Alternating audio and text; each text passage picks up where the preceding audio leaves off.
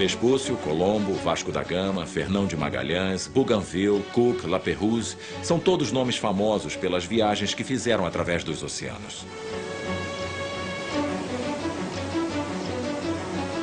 Eles serão para sempre considerados os pioneiros da cartografia moderna e descobridores da Terra em sua totalidade. Descobrir uma nova rota, uma nova passagem, um novo continente é expandir os limites do mapa, é claro. Mas para uma nação também significa ser o primeiro a explorar as riquezas. Mais tarde será pela ciência e seu prestígio deslumbrante. Grandes navegadores. Distribuição Sinapse. A costa do Brasil, a Patagônia, o Pacífico e as fronteiras da Ásia são partes desta face escondida da Terra que, ao final da Idade Média, deve ser explorada a qualquer custo. Deve haver imensas riquezas por lá. E talvez até o paraíso esteja escondido lá. Mas como alguém pode confrontar o oceano e seus limites mais distantes quando se acredita em demônios e no mar das sombras? Como se pode arriscar a navegar tão longe quando o único mapa que se possui data da antiguidade? Que longo caminho foi percorrido para espantar as superstições e detalhar o mundo como o admiramos hoje?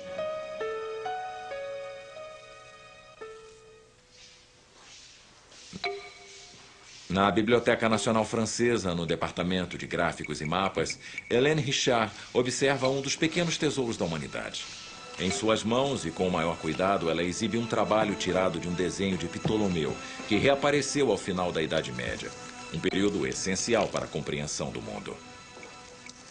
O que temos aqui é uma edição de Ptolomeu, que é uma edição impressa, publicada em 1513, que na primeira parte reproduz os mapas de Ptolomeu, seguindo seu redescobrimento um século antes. Você pode ver a Europa, pode ver a África, que não tem limites, a não ser a borda do mapa. Nós vemos a África se estender sem saber até onde vai. A Ásia, que também não tem limites, e é só. Esse é o mundo conhecido no início da Idade Média.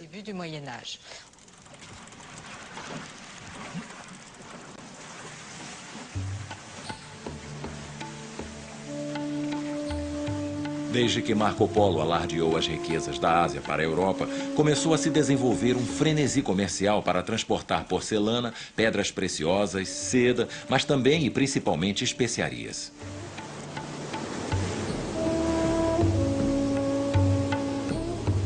Sim, especiarias que acentuam o sabor dos pratos cozidos. Um requinte pelo qual a nobreza europeia está disposta a pagar os mais altos preços. Mas aqueles que mais lucram com este comércio são os venezianos e os genoveses, porque controlam as rotas sobre todo o Mediterrâneo. É isso que faz com que Portugal dê o primeiro passo numa saga marítima que vai sair em busca do cabo que contorna a África para alcançar o Oceano Índico. No entanto, a Espanha também quer sua parte no suculento mercado das especiarias e experimenta uma opção ainda mais audaciosa. Já que a Terra é redonda, deve ser possível navegar ao redor dela pelo oeste e chegar às Índias. Na verdade, não há nada entre a Europa e a Ásia. Esse globo de 1492 é uma representação exata do conhecimento geográfico que provavelmente era o de Cristóvão Colombo também. Ou seja, ao navegar em direção ao oeste, ele deveria encontrar a Ásia das especiarias. Como todo mundo sabe, essa era a razão da sua viagem. É 1492. Américo Vespúcio é um influente comerciante florentino fazendo negócios na Península Ibérica. Ele acompanha as viagens exploratórias de Cristóvão Colombo bem de perto. Colombo, apoiado pela Espanha, foi o primeiro a ousar virar as costas para a Europa e se aventurar numa viagem em alto mar rumo às Ilhas das Especiarias.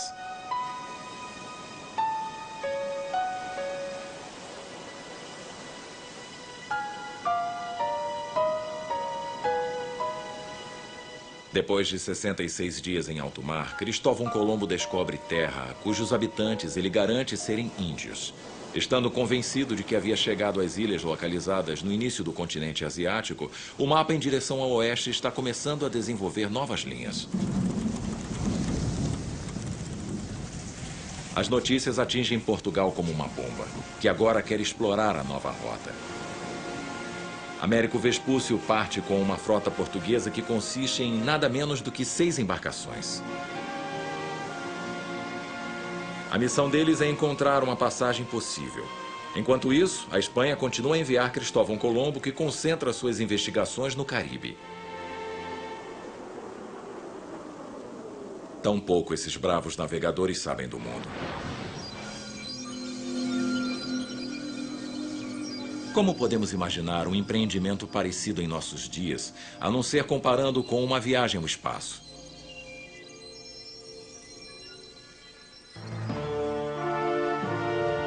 Em 1996, Claudie Ranieri, a primeira astronauta francesa, entra na plataforma de lançamento. A pressão está no máximo. Mas vamos nos lembrar que em 1961, Yuri Gagarin foi o primeiro homem no espaço.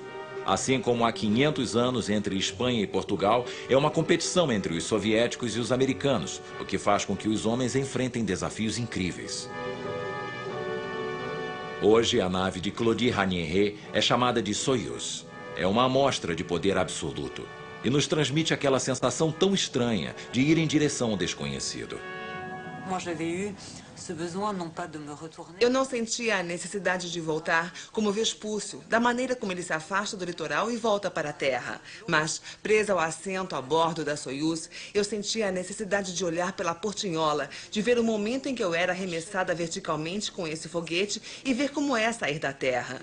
Foi um momento muito rápido porque, com o sistema de propulsão da Soyuz, uma cápsula é colocada em órbita em menos de 9 minutos. Então você se encontra orbitando ao redor da Terra com uma visão horizontal, que é levemente ampliada, porque você pode ver a natureza finita do planeta. O horizonte tem um significado diferente do horizonte que Vespúcio viu quando olhou para o litoral. À ce moment-là, que l'horizon que pouvait avoir Vespucci en regardant son rivage.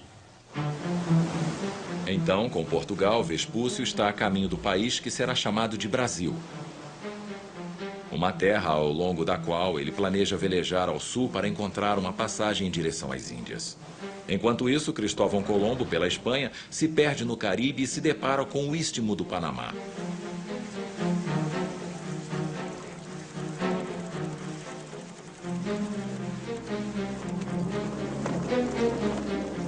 A instrumentação é básica, em uma época em que grande parte das navegações era feita ao longo da costa. Enquanto a bússola aponta ao norte, o astrolábio permite calcular a latitude, ao ler o ângulo que a estrela do norte forma com o horizonte. Mas apenas no hemisfério norte, porque uma vez cruzado o Equador, a estrela desaparece.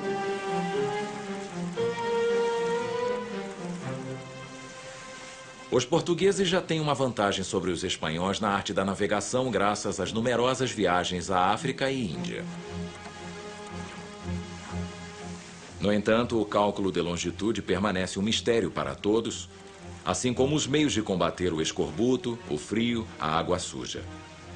Resumindo, são tantos os parâmetros que transformam essas viagens em feitos surpreendentes que devem seu sucesso apenas à sucessão de sofrimentos e improvisações.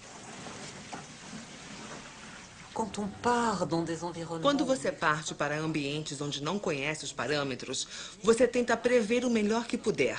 De maneiras diferentes, é claro. Se for um explorador do oceano de séculos atrás, ou se for um explorador da órbita da Terra. Quando pensamos sobre explorar Marte, ficamos um pouco perdidos, assim como os primeiros exploradores. Mas há um ditado russo muito expressivo que eles sempre repetem antes da decolagem. Ele diz, de qualquer forma, não vai ser da maneira que você aprendeu, ensaiou ou simulou. Sempre terá alguma coisa que não estava lá.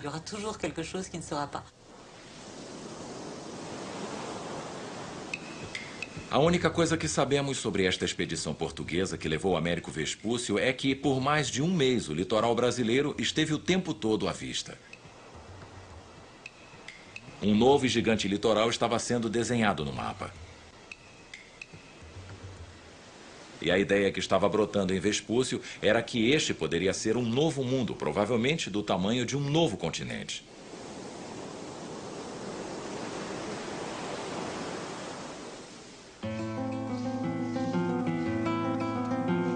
De volta à Europa, Américo Vespúcio escreveu várias cartas relatando sua viagem com uma frota portuguesa e, mais importante, anotando suas observações que revelam a sua última premonição.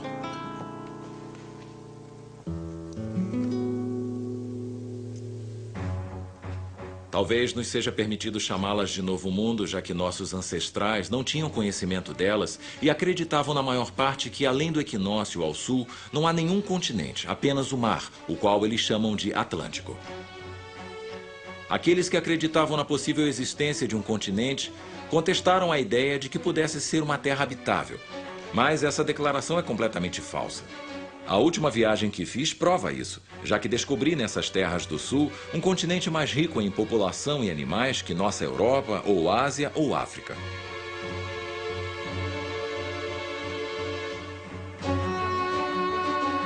Como todos os relatos de exploradores, esta carta vai acabar nas mãos do cartógrafo oficial, Waldseemüller, responsável por introduzir as linhas nos mapas que eram constantemente redesenhados. Ao assinar a carta, Américo Vespúcio não faz ideia ainda da importância ou significado do seu feito.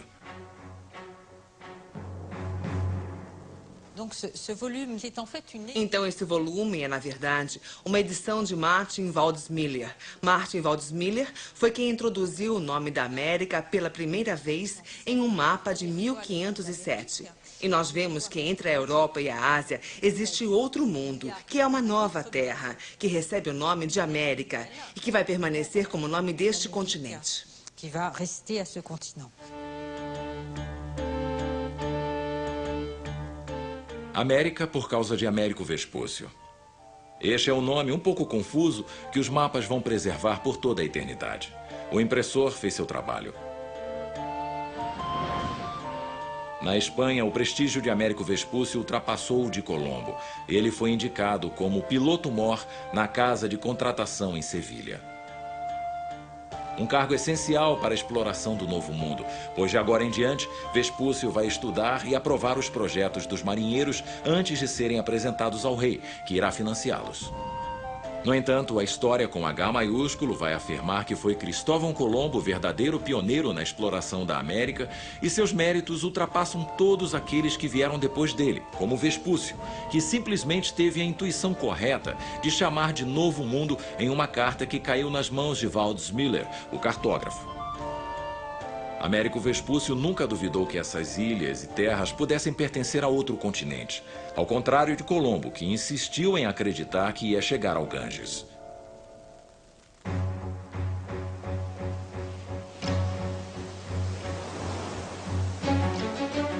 Uma brecha acabava de ser aberta no lado escondido da terra.